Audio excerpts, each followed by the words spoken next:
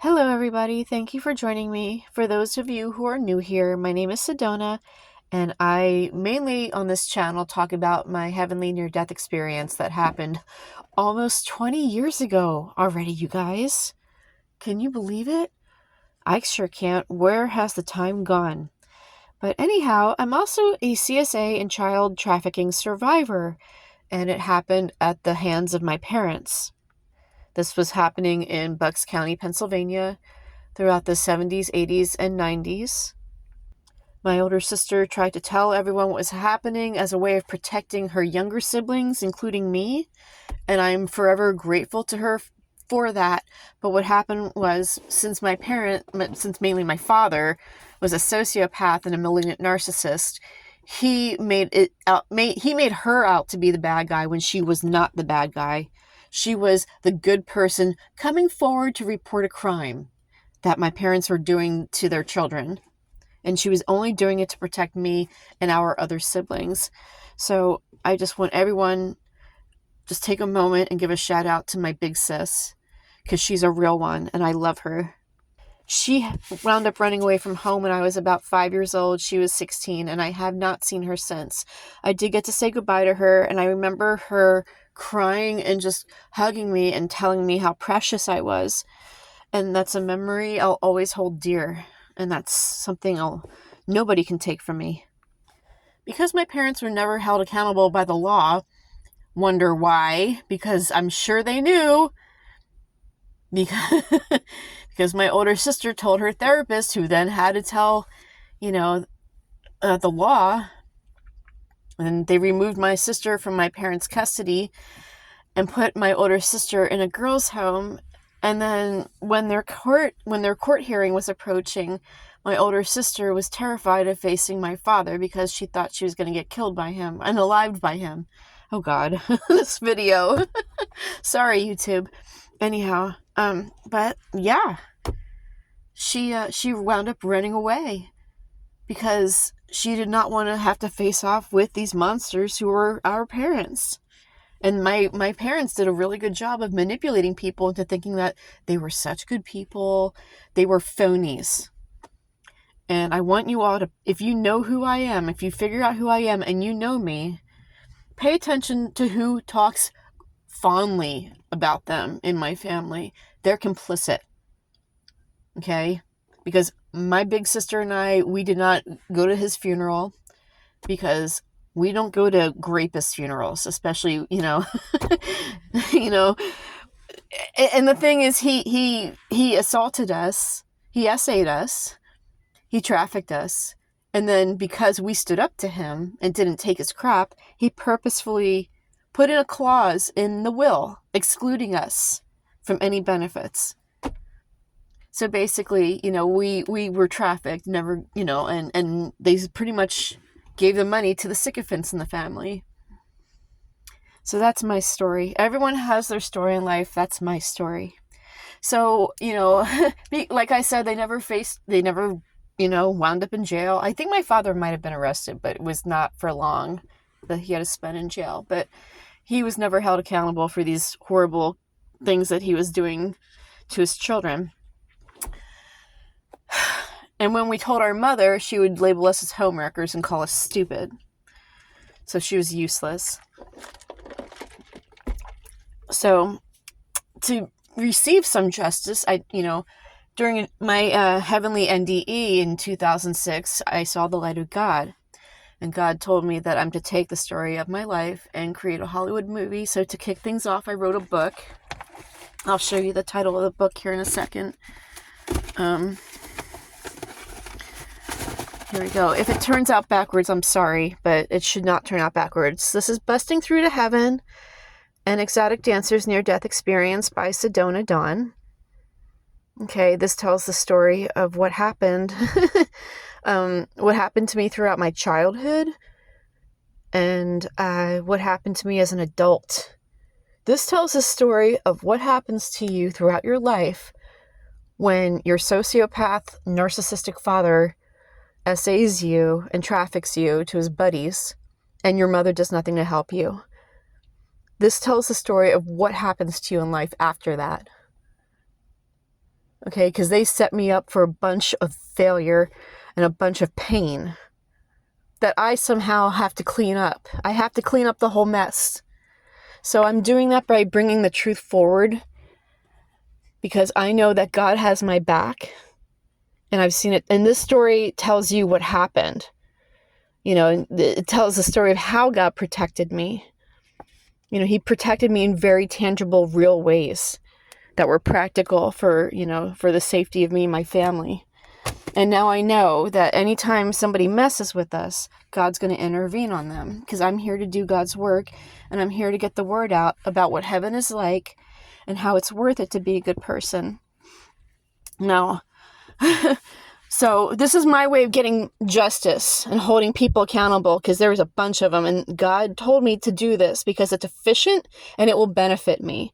And I'm showing other CSA survivors how to handle what happened to them in life, because a lot of us don't receive our justice the way we should. We don't hold, you know, the abuse. We report it, but for whatever reason, the people who harmed us are not held accountable. They're protected, and that's the time for that. All of that has come to an end. It is time for things to change permanently. No more protecting abusers. I don't care what they're offering you or promising you.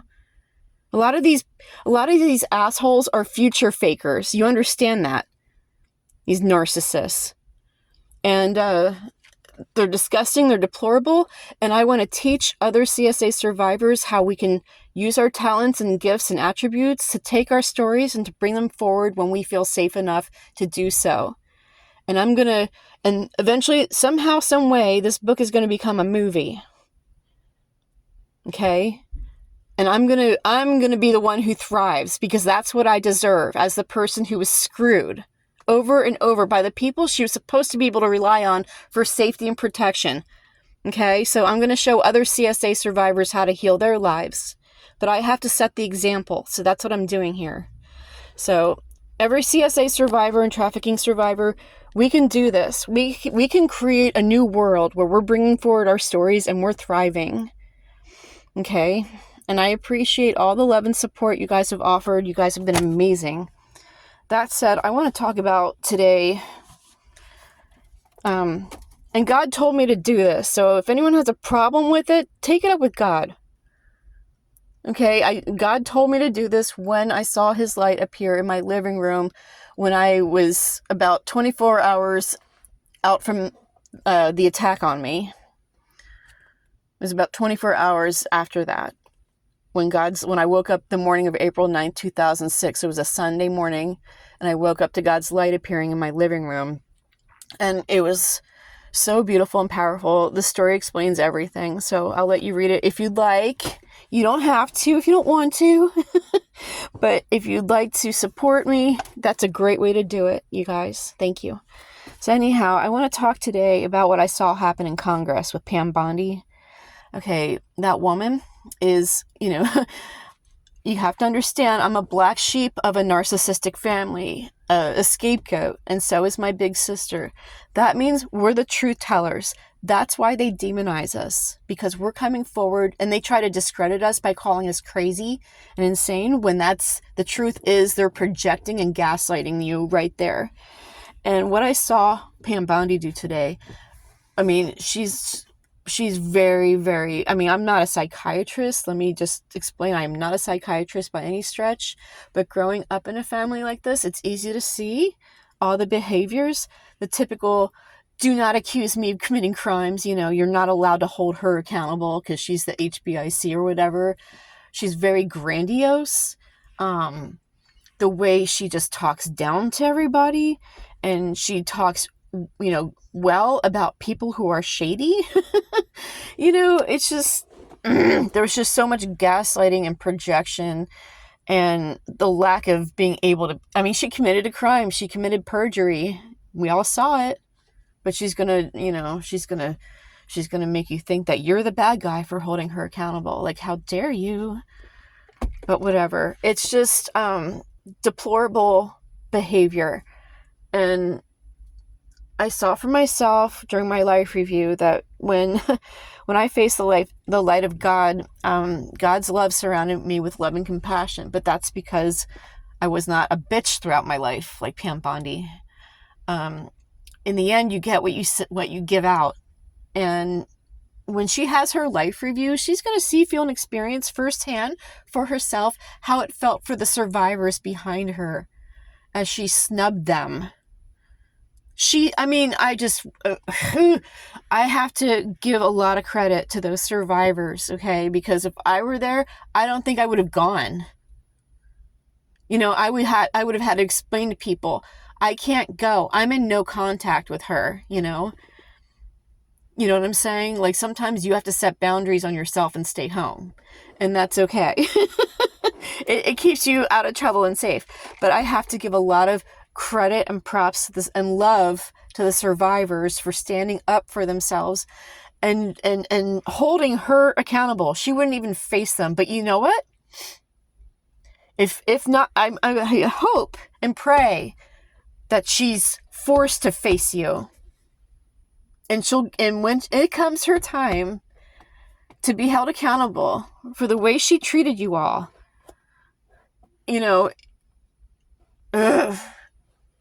I hope she feels the same pain and anger, everything that you felt, times a million. Some people just have to understand. This is why you respect people. You respect survivors and you believe them and you don't treat them like that. She is so weak. She lacks courage. She can't even look you in the eye. She's so ashamed and she won't face the shame because she's a narcissist. And this is what they do.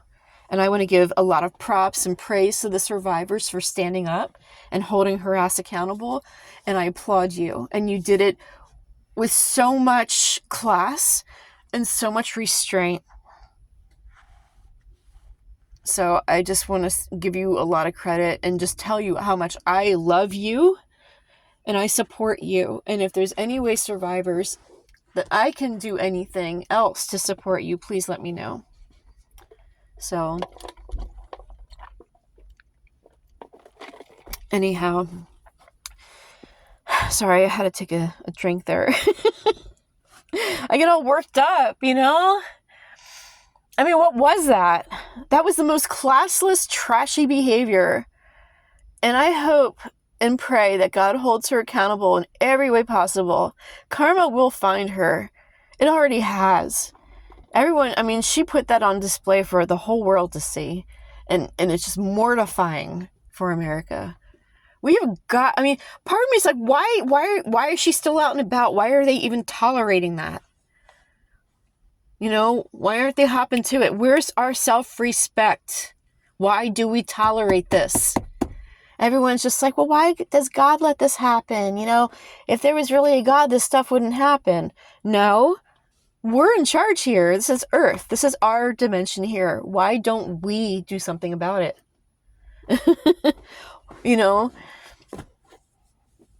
It's just, I can't stand it when predators and perpetrators are protected and the vulnerable isn't or aren't. It just makes me so angry. It's so backwards. So I think it's jail time for somebody and prison time for somebody. Because that's what she, But I wish our government would have a lot more self-respect. Can we please raise our standards in Congress? I see so much trashy behavior in Congress. It's like there needs to be no tolerance for that. She acted like a petulant child. Who hasn't, eaten in a week or had their diaper changed in a week because they're suffering from neglect or something. Poor baby. But no offense to children. That's an insult to children now. She acted like a demonic entity. Just seething and just, I'm sorry. I'm disgusted. As a CSA and trafficking survivor, fucking disgusted. I'm sorry. I gotta go. And I love you. Thank you for being here. But that's my take. That's my hot take on the BS I saw today in Congress. Dems, don't let her get away with this, please. Hold her accountable. Thank you.